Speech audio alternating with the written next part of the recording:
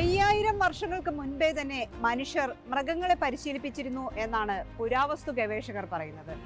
പ്രത്യേകിച്ച് കുതിരകളെ സവാരിക്ക് വേണ്ടി ഉപയോഗിച്ചിരുന്നു. ആന, ഒട്ടകം, കുതിര, കഴുത തുടങ്ങിയവയൊക്കെ ഇത്തരത്തിൽ സവാരിക്ക് വേണ്ടി ഉപയോഗിച്ചവയാണ്.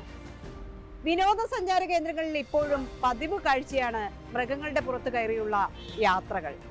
ഇത്തരത്തിൽ വിനോദസഞ്ചാര കേന്ദ്രങ്ങളിലടക്കം മൃഗങ്ങളെ ഉപയോഗിക്കുന്നതിന് കൃത്യമായ നിയമങ്ങളുണ്ട്. ഈ നിയമങ്ങളെ കുറിച്ചാണ് കോഡ് ഇന്ന് പരിശോധിക്കുന്നത്. ടൂറിസം സമ്പദ് വ്യവസ്ഥയുടെ പ്രധാന പങ്കുവഹിക്കുന്ന ഒന്നാണ് മൃഗങ്ങളെ ഉപയോഗിച്ചുള്ള വിനോദം. ഒട്ടുമിക്ക വിനോദസഞ്ചാര കേന്ദ്രങ്ങളും അതുകൊണ്ട് തന്നെ മൃഗങ്ങളുടെ പുറത്തു കയറിയുള്ള യാത്രയ്ക്കും അവസരമൊരുക്കും.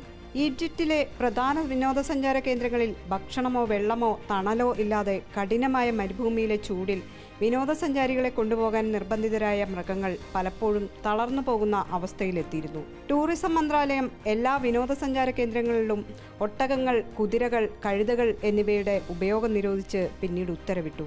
ജോർദാനിലെ പേട്രയിൽ വിയന്ന ആസ്ഥാനമായുള്ള അന്താരാഷ്ട്ര മൃഗ ചാരിറ്റിയായ ഫോർ പാവ്സിൻ്റെയും ജോർദാന്റെ പ്രിൻസസ് ആലിയ ഫൗണ്ടേഷന്റെയും നിരന്തരമായ ഇടപെടലിനെ തുടർന്ന് ഇത്തരം സവാരികൾ നിരോധിച്ചു.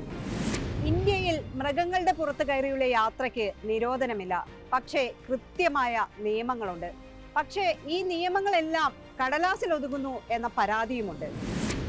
1960 മൃഗങ്ങളോടുള്ള ക്രൂരത തടയൽ നിയമവും 1965 ഡ്രാഫ്റ്റ് ആൻഡ് പാക്ക് അനിമൽസ് നിയമങ്ങളും കഴുതകൾക്ക് 50 കിലോഗ്രാം, കുതിരകൾക്ക് 70 കിലോഗ്രാമും ഒട്ടകങ്ങൾക്ക് 250 കിലോഗ്രാമും ഭാരപരിധി നിർദ്ദേശിക്കുന്നുണ്ട്.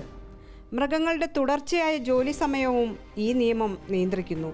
രാത്രിയിലെ വിനോദം നിരോധിച്ചിട്ടുണ്ട്. പരിക്കേറ്റതോ ഗർഭിണികളോ രോഗികളോ ആയ മൃഗങ്ങളുടെ ഉപയോഗം നിയന്ത്രിക്കുകയും നിർബന്ധിത ആരോഗ്യ പരിശോധനകളും വിശ്രമ സമയങ്ങളും നിയമം ഉറപ്പാക്കുകയും ചെയ്യുന്നുണ്ട്.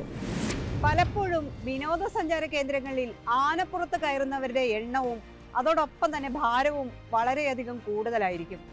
ഷിംലയിലെ കുതിരകളും രാജസ്ഥാനിലെ ഒട്ടകവും എല്ലാം അമിതഭാരം പേറുന്നു എന്ന പലപ്പോഴും വാർത്തകളിൽ കാണാറുണ്ട്. മൃഗങ്ങളോടുള്ള ക്രൂരത തടയൽ നിയമത്തിന്റെ നഗ്നമായ ലംഘനമാണിത്. ഇതിന് നടപടിയെടുത്തേ തീരൂ.